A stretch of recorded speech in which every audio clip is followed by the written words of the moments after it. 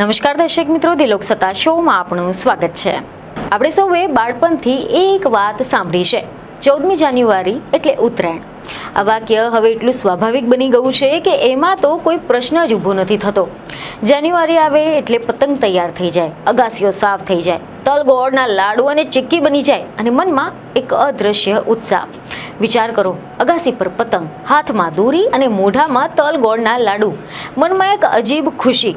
આ વિચારીને જ ખાસ કરીને ગુજરાતવાસીઓ તો ખુશખુશાલ થઈ જાય છે. પરંતુ શું તમે જાણો છો કે 1000 વર્ષ પહેલા ઉત્તરાયણ 31મી ડિસેમ્બરે ઉજવાતી હતી? તો હવે પ્રશ્ન એ થાય છે કે હવે કેમ ઉત્તરાયણ 14મી જાન્યુઆરી હોય છે?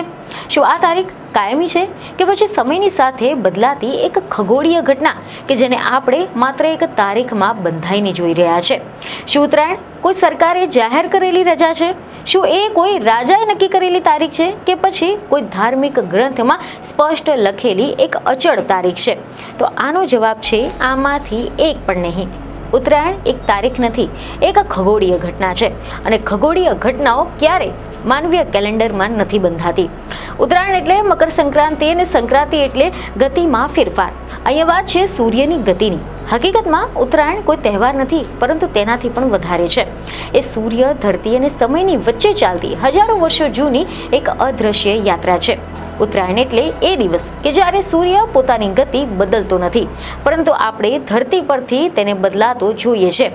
સૂર્ય દક્ષિણ ગોળાર્ધમાંથી ઉત્તર ગોળાર્ધ તરફ ગતિ કરે છે અને મકર રાશિમાં પ્રવેશ કરે છે. આ ઘટના એ માત્ર કોઈ ધાર્મિક નથી, એ સંપૂર્ણપણે વૈજ્ઞાનિક છે.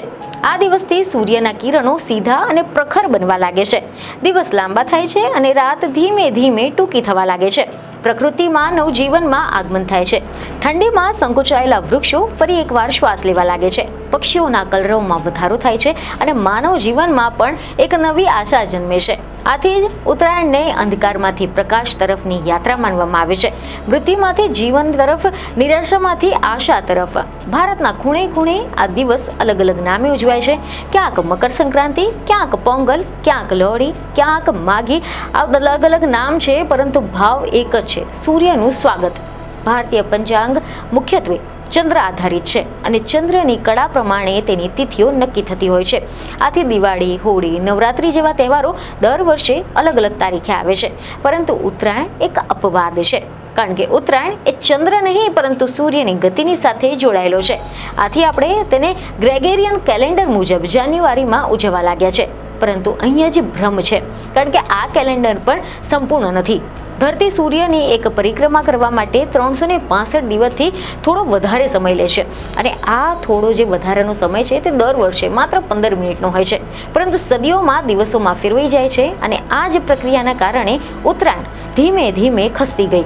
અને ઇતિહાસ અને ખગોળશાસ્ત્ર કહે છે કે આજથી લગભગ 1000 વર્ષ પહેલા ઉત્તરાયણ 14મી જાન્યુઆરીએ ન હતી, ત્યારે તે 31મી ડિસેમ્બરે આવતી હોવાના અહેવાલો સામે આવ્યા છે.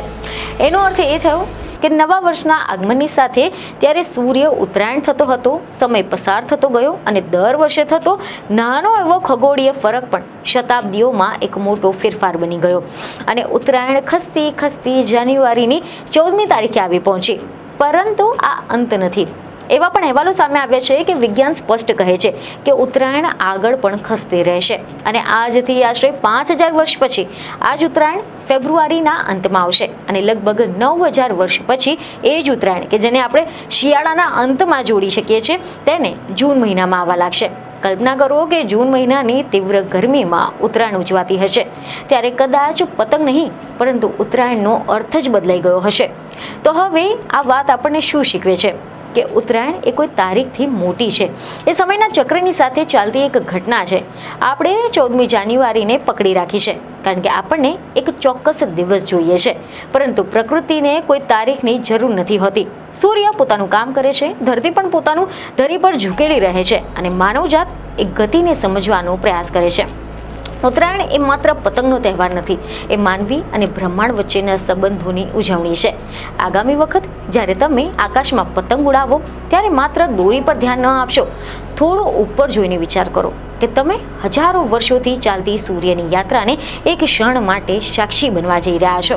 કારણ કે ઉત્તરાયણ એ કોઈ એક દિવસ નથી, એ તો સમયની ગતિનો ઉત્સવ છે. તો આશા છે કે તમને આ માહિતી મહત્વની લાગી હશે, જેથી અમારા વિડીયોને લાઇક અને શેર જરૂરથી કરજો. બીજને ખબરો સાથે ફરી મળીશું. ધન્યવાદ.